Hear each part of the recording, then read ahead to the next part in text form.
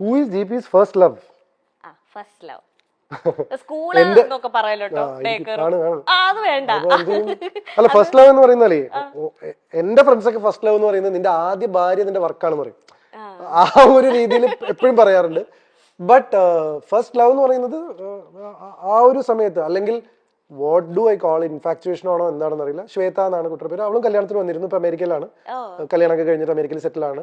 ശ്വേത ഒരു ഡാൻസ് ഒക്കെ ചെയ്തിരുന്നു എന്റെ കല്യാണത്തിന്. So I M in touch with everyone. അപ്പൊ ഫസ്റ്റ് ലവ് എന്ന് പറഞ്ഞാൽ അവള്, ഞാൻ ഫസ്റ്റ് സ്റ്റാൻഡേർഡിലാകുമ്പോൾ അവള് UKG-ലായിരുന്നു. ഞങ്ങൾ തൊട്ടടുത്ത വീടായിരുന്നു, കളിക്കൂട്ടുകാരായിരുന്നു കുട്ടിക്കാലം മുതലേ. So that should be my first love I guess. കാരണം എന്താ വെച്ചാൽ അന്ന് എനിക്ക് ഒരുപാട് പെൺകുട്ടികൾ ഫ്രണ്ട്സ് ഉണ്ടായിരുന്നില്ല. ശ്വേത മാത്രമായിരുന്നു എന്റെ ഫ്രണ്ട്. ഞങ്ങള് 10ാം ക്ലാസ്സിൽ നിന്ന് ഞാൻ പോയല്ലോ, ഞാൻ പട്ടാമിന്ന് പോയല്ലോ. അത് കഴിഞ്ഞപ്പോ പിന്നെ വേറെ കുറെ ഗേൾ ഫ്രണ്ട്സ്. 10th വരെ സത്യം പറഞ്ഞാൽ 1-2-3 പേരെ ഉണ്ടായിരുന്നുള്ളൂ. ശ്വേത, ഗായത്രി, അങ്ങനെ കുറച്ച് പേരെ ഉണ്ടായിരുന്നുള്ളൂ. ബട്ട് പിന്നെ അങ്ങോട്ട് ഉണ്ടായിരുന്നോ first year, second year, third year, fourth year, third year. പിന്നെ ഐ ഹാഡ് എന്താ വെച്ചാലേ CIRS കഴിഞ്ഞപ്പോഴാണ് ഞാൻ ഭയങ്കര കംഫർട്ടബിൾ ആയത് പെൺകുട്ടികളായിട്ട്. കാരണം അവിടെ ഈ ഒരു ആൺകുട്ടി, നമ്മൾ സ്കൂളിൽ പഠിക്കുമ്പോഴേ പണിഷ്മെന്റ് കിട്ടിയാലാണ് പെൺകുട്ടികളുടെ കൂടെ പോയിരിക്കുക. അപ്പൊ എന്തോ പെൺകുട്ടികളോട് സംസാരിക്കുന്നൊക്കെ എന്തോ ഭീകരാവസ്ഥ. പക്ഷെ വീട്ടിലത് പ്രശ്നമില്ല, കാരണം ഫാമിലി ഫ്രണ്ട്സാ ശ്വേതയായിട്ട്. അപ്പൊ ഇവളോട് സംസാരിക്കുമ്പോൾ കളിയാക്കാരുമില്ല. പിന്നെ പിന്നെ കുറെ കഴിയുമ്പോൾ ആൾക്കാർ കളിയാക്കി തുടങ്ങി. കാരണം എന്നെ ഇവളും ഞങ്ങൾ രണ്ടുപേരും ഒരുമിച്ച് വരുന്നൊക്കെ കണ്ടിട്ട് പിന്നെ അങ്ങനെ അത് പിന്നെ ഗേൾ ഫ്രണ്ട് ഇല്ല എന്ന് പറയുന്നത് കുറച്ചിലായി തുടങ്ങി. അപ്പൊ എന്റെ അടുത്ത് ആരെങ്കിലും ആരാ ഗേൾ ഫ്രണ്ട് ചോദിക്കുമ്പോൾ ശ്വേതയാണെന്ന് പറയും. കാരണം ഇത് ഭയങ്കര പ്രശ്നമാണ്, പെൺപിള്ളേരുടെ സംസാരിച്ചതും നടക്കേടാണ്, ഗേൾ ഫ്രണ്ട് ഇല്ല എന്ന് പറഞ്ഞാൽ പ്രശ്നമാണ്. അപ്പൊ അങ്ങനെയൊക്കെയുള്ള ഒരു സ്പേസിംഗ് ആയിരുന്നു. CIRS എന്താന്ന് വെച്ച് കഴിഞ്ഞാൽ ഞാൻ പറഞ്ഞില്ലേ, ബോംബെ ക്രൗഡ് ആയിരുന്നു, കോസ്മോപൊളിറ്റൻ ക്രൗഡ് ആയിരുന്നു, അമേരിക്കൻ സ്റ്റുഡൻസ് ആയിരുന്നു. ഇവർക്ക് ഈ ബോയ്സ് ഗേൾസിന്റെ ഇത് ഭയങ്കര കുറവാ. തോളിലൊക്കെ വന്നു കഴിഞ്ഞാൽ ഞാൻ ആദ്യമൊക്കെ വേർക്കുമായിരുന്നു. അത് കഴിഞ്ഞ അലോഷൻസ് പോയപ്പോ എനിക്ക് ഈ ഇൻഹിബിഷൻ പോയി. അപ്പൊ എനിക്ക് ബോയ്സും ഗേൾസ് ഒക്കെ ഒരുപോലെ. അങ്ങനെ ഞാൻ കൂടുതൽ പെൺകുട്ടികളോട് കംഫർട്ടബിൾ ആവുന്നു. ലൈക്ക് എപ്പോഴും എനിക്കൊരു പ്ലസന്റ്നെസ് ഉണ്ടായിരുന്നു. പക്ഷെ അതും കൂടെ കഴിഞ്ഞോട് കൂടിയിട്ട് പിന്നെ ഫ്രണ്ട്സും ഗേൾസും ലവും ഒക്കെ അത്രയാണ്. ഞാൻ കമ്മിറ്റഡ് റിലേഷൻഷിപ്പിലായിരുന്നില്ല കേട്ടോ. ലൈക്ക് അത് ഞാൻ എടുത്ത് മുമ്പും പറഞ്ഞിട്ട് ഇപ്പോഴും പറഞ്ഞിട്ട്, ലൈക്ക് അങ്ങനെയായിരുന്നെങ്കിൽ എന്റെ കല്യാണം എപ്പോഴേ കഴിഞ്ഞാൽ. Like I was always in A confused space. ഈ കുട്ടിയാണോ, ഈ കുട്ടിയാണോ, ആ കുട്ടിയാണോ, ഈ കുട്ടിയാണോ, എന്തൊക്കെയാ സംഭവിക്കുന്നത് ചോദിക്കുന്നത് ആ ലൈനായിരുന്നു. ഇപ്പൊ ഡീപ്പ് ഡാൻസിൽ ഒരുപാട് ഇങ്ങനെ ലൈക്ക് എല്ലാരും ഏറ്റെടുത്തതിനപ്പോ ഒരുപാട് ഗേൾസ് ഫാൻസ് വന്നിട്ടുണ്ടല്ലോ. അപ്പൊ അതില് ആരെങ്കിലും ഇങ്ങനെ കണ്ടിന്യൂസ്ലി ലൈക്ക് ചേട്ടൻ മെസ്സേജ് അയക്കുക, കോൾ ചെയ്യുക, അങ്ങനെയൊക്കെ നിന്ന ആരെങ്കിലും ഉണ്ടോ? കോളും ചെയ്തിരുന്നില്ല. എന്റെ നമ്പർ ഒന്നും മാർക്ക് കിട്ടിയാലും ഞാനിപ്പോ തന്നെ അത്രയും ഞാൻ ഹാൻഡിൽ ചെയ്യില്ലായിരുന്നു. പക്ഷെ I use to get letters എന്നോ, വീട്ടിലേക്കൊക്കെ കത്തുവരായിരുന്നു. ഞാൻ ഇൻസ്റ്റാഗ്രാം ഒരു സമയത്ത് ഇൻസ്റ്റാഗ്രാം അല്ല, ഫേസ്ബുക്ക് ഒരു കാലത്ത് സ്ഥിരമായിട്ട് നോക്കുമായിരുന്നു. പിന്നെ പേടിയാവാൻ തുടങ്ങി. ആൾക്കാർ ജിബിച്ചേട്ടൻ കല്യാണം വെച്ചാൽ ഞാൻ ആത്മഹത്യ എന്നൊക്കെ പറയുന്ന അന്നത്തെ കാലത്ത് അങ്ങനത്തെ കുറെ മെസ്സേജ്. പിന്നെ ചോരയിലൊക്കെ കത്തുവരായിരുന്നു. ഇപ്പോഴൊന്നുമില്ല, D4 സമയത്ത് ഇതൊക്കെ ഉണ്ടായിരുന്നു. അപ്പൊ അതൊക്കെ കയ്യിൽ നിന്ന് പോകുന്നു തോന്നിയപ്പോ പിന്നെ എനിക്ക് പരിചയമില്ലാത്ത ഒരാളായിട്ട് ഭയങ്കര ബുദ്ധിമുട്ടാണ് ടു സ്ട്രൈക്ക് എ കോർഡ്.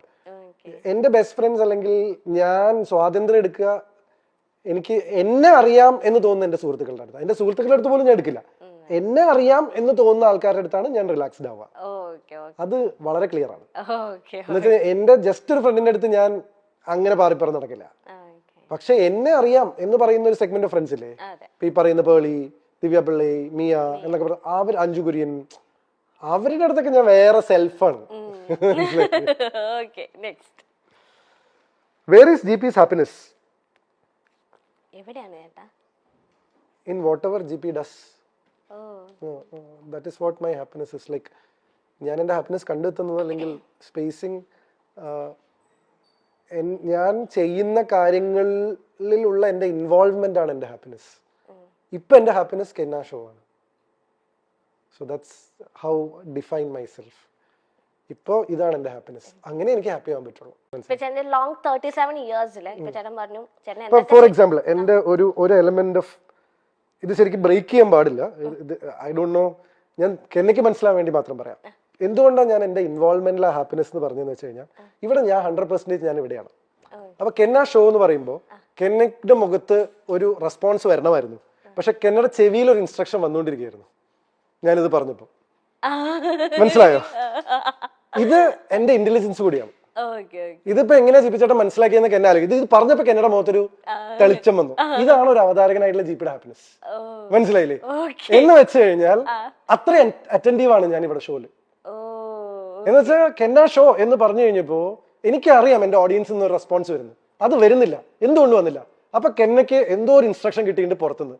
ആ ക്വസ്റ്റ്യൻ ആണ് അടുത്ത് കെന്ന എന്റെ അടുത്ത് ചോദിക്കാൻ പോകുന്നത്. Is this long 37 years? ചോദിച്ചോളൂ. ഓക്കെ, ഇനി ഞാനൊന്ന് ചോദിക്കണ്ടല്ലോ. എടാ, സ്റ്റേറ്റ് അവാർഡ് അവതരണത്തിൽ കിട്ടാൻ എളുപ്പമുള്ള കാര്യമല്ല. ഞാനൊരു നിമിഷം ഇങ്ങനെ കേട്ടു പോയി, പകച്ചു പോയി എന്നൊക്കെ പറഞ്ഞു. അല്ല, this is A tip for you അതെ, ആസ് എ ആങ്കർ. മനസ്സിലായില്ലേ? ഇതൊരു ഇത് ദിസ് ഇസ് മൈ ഹാപ്പിനെസ്. ഇത് സ്കോർ ചെയ്തു.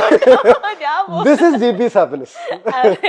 ഇതൊരു അതാ ഞാൻ നിങ്ങളെ ടെക്നിക്കാലിറ്റി ഞാൻ ബ്രേക്ക് ചെയ്യണോന്ന് വരെ ഞാൻ ഇപ്പൊ ചിന്തിച്ചു. കാരണം നിങ്ങളുടെ ചെവിയിൽ ഒരു ഇന്നിയർ ഇരിക്കുന്നുണ്ടെന്ന് പ്രേക്ഷകർക്ക് അറിയില്ല. പക്ഷെ this is A content for you. ഇത് കെന്ന ഷോന്റെ ഒരു കണ്ടന്റ് ആണ്. വേറെ ഒരാൾ ഇവിടെ വന്നിരുന്നത് നിങ്ങൾക്ക് ഇങ്ങനെ ഒരു സാധനം പറയില്ല. കാരണം ഞാൻ അത്ര അറ്റൻറ്റീവ് ആണ്. ഞാൻ ഇത്രയും സംസാരിക്കുമെങ്കിലും എന്റെ ചുറ്റും നടക്കുന്നതിനെ കുറിച്ച് ഞാൻ എസ്പെഷ്യലി ഒരു ഷോ ആവുമ്പോൾ, കാരണം ഇത് എന്റെ ഏരിയ ആണ്. അപ്പൊ ചോദിച്ചോളൂ, ലോങ് 37 years. അല്ല, ചോദിച്ചോളൂ. അത് നിങ്ങൾക്ക് അവിടുന്ന് ഷോന്റെ ഒരു ഇൻസ്ട്രക്ഷൻ വന്നല്ലേ, ഞാൻ പറയാം. ലോങ് 37 years ഏറ്റവും ഹാപ്പിയസ്റ്റ് ആയിട്ട് തോന്നിയ ഒരു മൊമെന്റ് ഏതാണ്? ഇതാ, ഇത് പറയല്ലേ, വേറെ പറ. This moment. എടോ, ഇതിലും നല്ലൊരു മൊമെന്റ് ഏതാണ്? ഒരു അവതാരകന് ഇതിലും നല്ലൊരു മൊമെന്റ് ഏതാണ് ഹാപ്പി ആവാനുള്ളത്?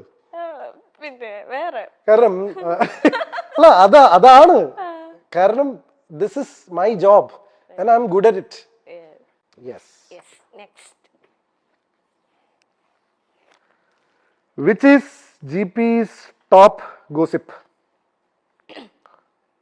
ഏറ്റവും ടോപ്പ് ആയിട്ട് ഞാൻ പക്ഷേ ഇല്ലേ, ഇന്ന് പണ്ടത്തെ ഒരു ഇന്റർവ്യൂല് ജസ്റ്റ് കേട്ടോണ്ടിരുന്നപ്പോഴത്തേനും കമന്റ്സും ജസ്റ്റ് ഞാൻ സ്ക്രോൾ ചെയ്തതാ. അപ്പൊ അതിലൊരു എന്തോ ഒരാള്, വ്യക്തിയുടെ പേരൊന്നും എനിക്ക് ഓർമ്മയില്ല, നല്ല ഡീറ്റെയിൽ ആയിട്ട് GP ചേട്ടന്റെ പേളി ചേച്ചിയുടെ ഒക്കെ അറിയുന്ന രീതിയിൽ പേളിയും GPയും ഇഷ്ടത്തിലായിരുന്നു. പിന്നെ അവരെന്തോ പിണങ്ങി, പിന്നെ അതുകൊണ്ടാണ് അവര് കെട്ടാത്തത്. അത് ഞാൻ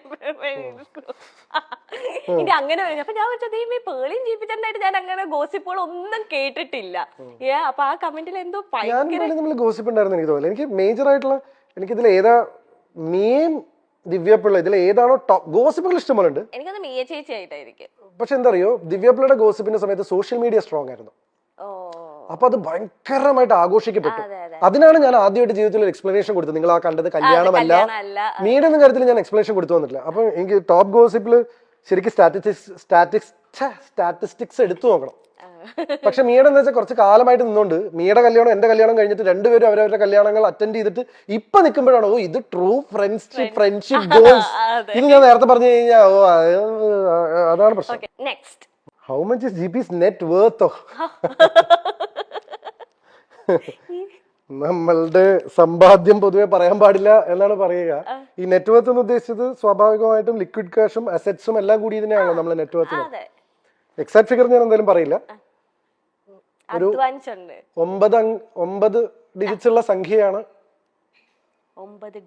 ഇനി അത് പോയി കൂട്ടി നോക്കി എത്രയാണ് 9 ഡിജിറ്റ് ഉള്ള സംഖ്യ എന്നുള്ളത്, ഇൻക്ലൂഡിങ് പ്രോപ്പർട്ടീസ് ആൻഡ് എല്ലാം കൂടി കഴിഞ്ഞാൽ ഒരു സ്വാഭാവികമായിട്ടൊരു 9 ഡിജിറ്റിലുള്ള സംഖ്യ. പക്ഷെ എമൗണ്ട് ഞാൻ റിവീൽ ചെയ്യില്ല. പിന്നെ കൃത്യമായിട്ട് ഇൻകം ടാക്സ് കളയ്ക്കുന്നതുകൊണ്ട് കുഴപ്പമില്ല. ഓഡിറ്റിങ്ങും ഇൻകം ടാക്സും GST ഒക്കെ ചെയ്യുന്നുണ്ട്, ധൈര്യമായിട്ട് പറയാം. പക്ഷെ എങ്കിലും നമ്മളിങ്ങനെ പൊതുവേ നമ്മൾ പറയുമല്ലോ, നമ്മൾ എക്സാക്ട് നിങ്ങൾ ചോദിച്ചുകൊണ്ട് മാത്രം ഞാൻ അത് റിവീൽ ചെയ്തതാണ്. ജനറലി റിവീൽ ചെയ്യാറില്ല.